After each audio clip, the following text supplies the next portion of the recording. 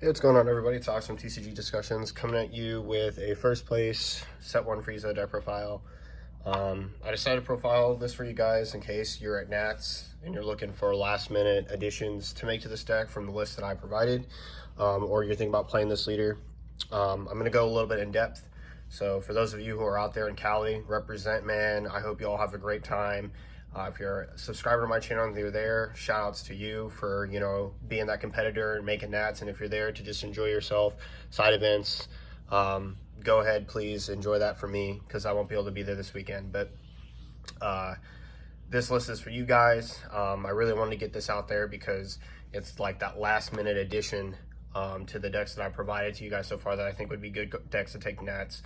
So without further ado, let's get into it. Someone going Frieza, we know what he does. Taps, draws, after sacrificing cards. So we have our 1-drops.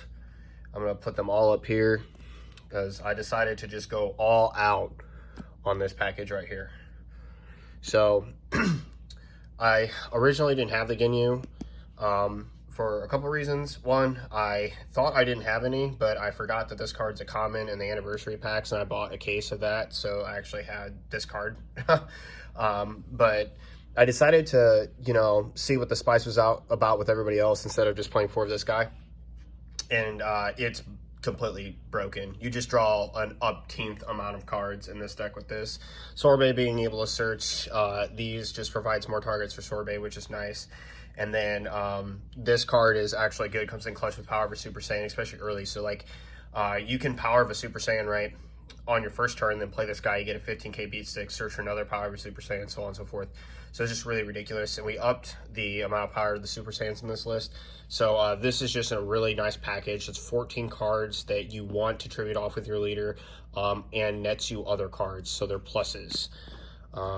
So it's just really, really strong in that regard. Next, we play 4 of the obligatory Mecha Frieza Robotic Riposte. This card's insane, honestly. It's just absolutely nuts. Being able to hit this card off Sorbet is incredible in this deck, so there's like lots of ways to get to it. And then if you need one, then there's Android 18 to put it on top of your deck, and I'll get to that in a minute. Next we play 2 Frieza Divine Transformation. I'm probably going to end up cutting this card out of the deck, honestly. For a number of reasons. Like, this card is just not a card that is either 1 in time for your kill curve and 2, one that you want to be playing. Tapping 5 for this card might seem really good, but honestly it's just very inefficient compared to the rest of your deck. Like, this is easily the brickiest card in your entire deck, and it's not close. I charge this card nearly every single time. When you tap out, you want to tap out for a big effect, and this card's board wipe can be extremely huge, but at the same time, it's also like not that serious because you have to consider tapping out 5 for this card. If it doesn't end the game, you're giving your opponent maybe their 5th turn, maybe their 6th turn, right? And so I'm probably gonna end up cutting this card for something different just because personally, like, while this card is great, powerful, and has really nice effects, I just think that at the same time, it being an unremovable blocker just isn't all that great. I think after its main board wipe effect, you just kind of lose a little bit of steam with the card. Next, we play 4 Android 18 Defender of Heroes, and then 3 Son Goku Return of the Dragon Fist. So I ended up cutting the counterplay card out of here, even though there's like a high amount of like tempo play you can do with a counterplay card. The reason why I moved it to the side, and the reason why I cut it was just because it just isn't the kind of extra card that you're trying to like look for in the deck. If you notice, I don't have that Self-Awakening 2-Dot Frieza in here anymore. I also cut that card. You would be able to technically Frieza's Call it out of the deck to be able to play it for 1, get that search, maybe awaken yourself from 5 life. But here's the thing. People need to put the pressure on you to kill you. And there's a gigantic problem with playing this deck either way. Your leader is going to be able to make 3 energy worth of play on its awaken turn, and I'm gonna pause real quick to talk about this because it actually filters into these 2 cards specifically. So your leader is going to be technically able to play 3 energy for free on its awaken turn. In the process, it's going to draw 3 cards from the overall total effects, not including if you used a cantrip in set effects of your free play. But if you look at it like this, you're gonna play a cantrip, draw, maybe. You're gonna untap an energy with your leader and then draw another card, so that's 2. You're going to then draw 2 to awaken, that's 3, 4. You're going to play another cantrip, that's 5. You're gonna tribute it off, draw a card, untap 2, do some other plays that you're gonna do, right? Maybe tap for the Android 18, I don't know. And then tap 3 for the Goku, tribute off a cantrip, untap 2, draw 1, swing with the leader, draw another card. So the total cards that you've drawn there, so you got 1 on the cantrip, 2 on the leader, 2 more, 3, 4 on the awaken, 4 on the cantrip if you did, if not 5 for the untap on the tribute, and then 6 for the draw. So if you got, and then it would go up to 7 if you had a cantrip in there. Drawing 7 cards on your awakening turn is absolutely absurd in this deck. And just to be honest, it's like this combo right here is ridiculous. This card could probably be put to 4 in the deck, honestly, just because it's honestly that good. Like, I almost want to see this. When I get to 4 energy, I want to see this card every turn. This Unison is completely snapped in the deck. Being able to look at your top 3 cards and draw into all those cards because you know what they are is really nice. Also, if you have an effect like Sorbet that will shuffle your deck, if you can get you can stack your cards, look at what you need to draw, and then play Sorbet and then shuffle your deck, right? That means if you need to swing with lead first, get that 1 card, and then get new cards, you could do that, right? It's just nuts. And this Unison's +2. I didn't do this in tournament today. Oh, actually, that's not true. I did do this in tournament today. This Unison, you play it on turn 3, play a cantrip, untap a card. If they've awakened you, you're going to be able to play a cantrip, draw, play this, plus look, tribute, do the whole 9 yards. Same thing, you actually do that probably in reverse order. You'd probably play the Unison first, look at the top 3, organize them, and then draw, no matter which way you want to do. But you're going to get the 3 cards. And so the thing is that, like, that Unison's ability is just absolutely bonkers with this card. So if they have a blocker, it's going to get rested when you Spirit Boost off this. And you basically protect your leader and this Unison. And you have enough negates in the deck to do so. Trust me, you just really have enough negates. And as soon as Robotic Riposte, like, it's like one of the #1 cards you want paired with this Unison, because it's going to just enable you to, like, stall out more, because now they have to decide if they want to start tapping energy or other battle cards. Like, how aggressive do they want to be? Do you really want to waste an attack on this Unison? Do you really want to spend 3 taps, 3 rests to just get at this Unison if you don't have, like, a double striker? And then you negate the cards that are most dangerous against her. And then, so if she lives past turn 3, you go into turn 4. On your awaken turn, you play a cantrip, untap, draw a card, do whatever, and then so you're at 4 still, and then you can tap for her total, tap for 3 for I'm sorry, this is already on the board. So this is what you can do. You can tap for +2 her, do whatever, tap 3 for this, so you're awaken, you have 4. And then you tribute off Robotic Riposte after it's swung to then untap 3 and then play a second one. And then you can Spirit Boost twice on this, and this is now 4 25k dual attack double strikes that your opponent can super combo or activate blocker if they have a blocker on the board or whatnot. It's ridiculous. Like, absolutely broken. Absolutely love this card. The Return of the Dragon Fist. And the fact that it also comes in, like, Robotic Riposte and this card are best friends. So, like, Robotic Riposte is going to get them to tap battle cards, and then you're going to play this card down and then pop 2 battle cards. I've had, in the last 8 games that I played with this deck, 3 out of the 8 games on turn 4, I can play 2 of these at the same time, and I have done that. And then you have like other negates in the deck to protect yourself when you're tapped out, so it's not all bad. But I just really need to talk about Super Dragon Fist is probably going to be a card that I'm going to bump for because it's that powerful. I mean, I would definitely rather play a fourth of this over any two of that Frieza Divine Transformation. It's just really not that serious of a card. For Chronomomes, before comeback, not a lot to say about that. For Power of a Super Saiyan, we downgraded our SCRs for a couple of these. So, yeah, really, think this is really super good. I have to really enjoy the fourth one. I think it's really good. Frieza Army Reinforcement's a card I'm probably going to bump to 4. Just because, like, as a negate, it's just super powerful. And then being able to add an extra card off of the what's his face? Sorry. Off the full Mecha Frieza Full Assault is, like, really good. If not a fourth of this one, a third of this times magic. Okay? Please, if you are at Nats, please hear me. Do not sleep on this card's negate in this deck. It is completely broken. The amount of cards that could stand either through an effect, their own effect, dual attack, triple attack, whatever.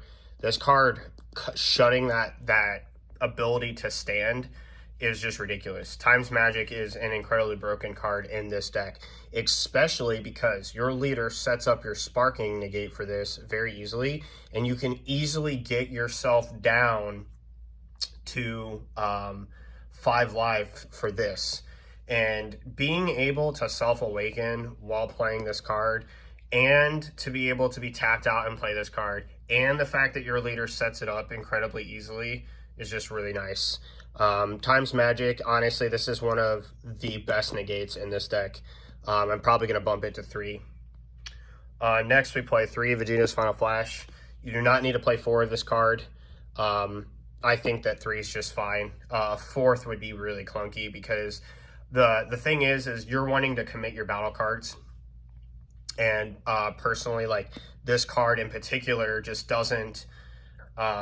It just doesn't really get the job done, so to speak. It just really, it's there for those extra pressure pushes, but it also, it's also like a mini Bloodlust. We now play 5 in the deck, so it's kind of cool, but, like, at the same time, you have to, like, be cognizant of the resources you're committing to. So this card sometimes is helpful, sometimes it's just not. Next, for our one-ups, we play 1 Poutine, 1 Absolute Annihilation, 1 Swift Retaliation Cooler, and then 1 Bergamo. Absolute Annihilation is, like, a really strong card. I mean, all these cards are strong in their own right. Poutine's probably a card I would bump to 2 and then cut Annihilation to the side. This is fine. This is fine. Like, Bergamo's just Bergamo. Yeah, not a whole lot to say. Poutine is really broken. Every time I played her, it's just been a complete thorn in my opponent's side with how they have to play around her.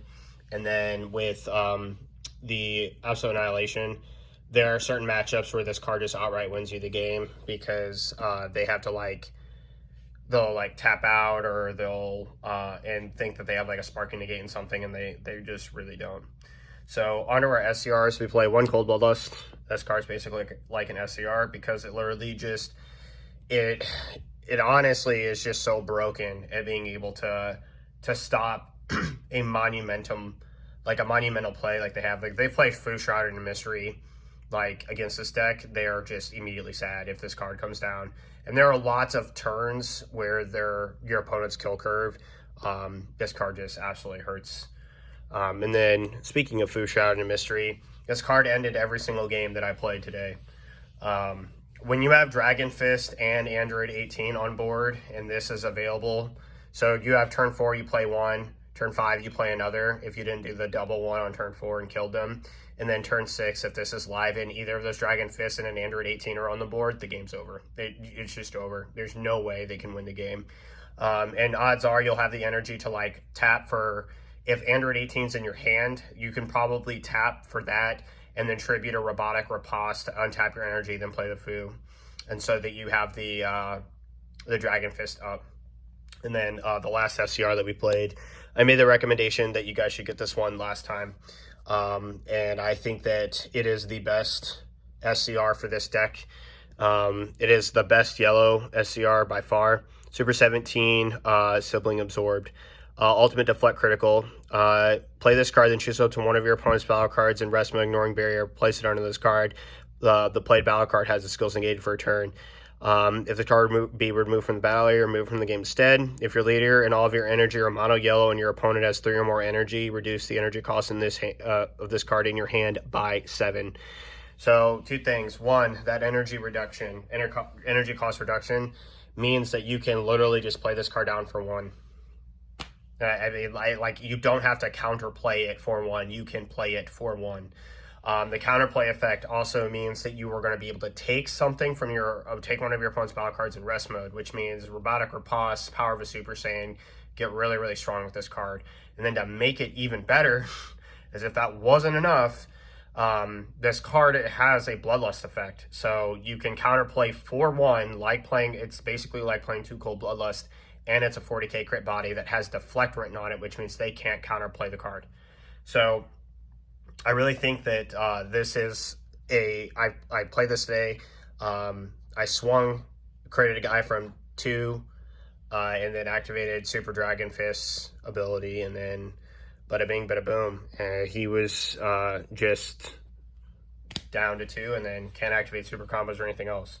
Let me talk a little bit about Dragon Fist. Dragon Fist's ability to turn off your opponent's monster effects or battle card effects is broken. It's completely broken. Like, there's not a better finisher in the game that doesn't say have an extra card in your hand to stop me or lose. Like, it's just that broken. Your opponent cannot afford to not negate that attack. And the fact that he swings twice is really broken. And if you play 2 on turn 4 and swing with 4 of those attacks, it's completely backbreaking. I have 8-0'd somebody on my 4th turn. Okay, I had 4 super combos in hand, and they couldn't use any of their cards. It was a black deck that had Mass Saiyan in it, right?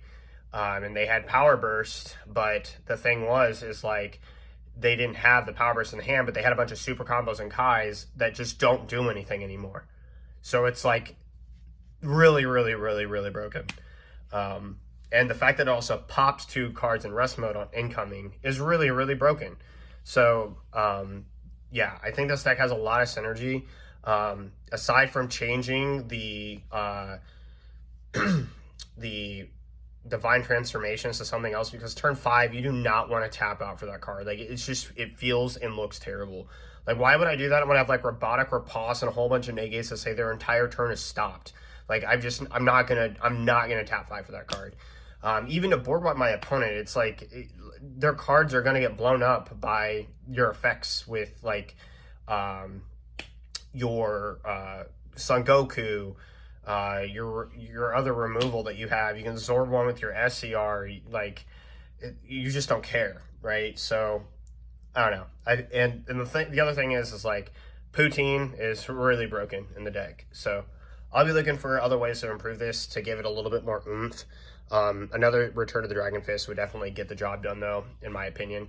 So let me know what you guys think about this down in the comment section below. If you're at Nats, good luck to you guys. I hope to see you guys at an event in the future. Slay out for me there, and I will see you guys next time.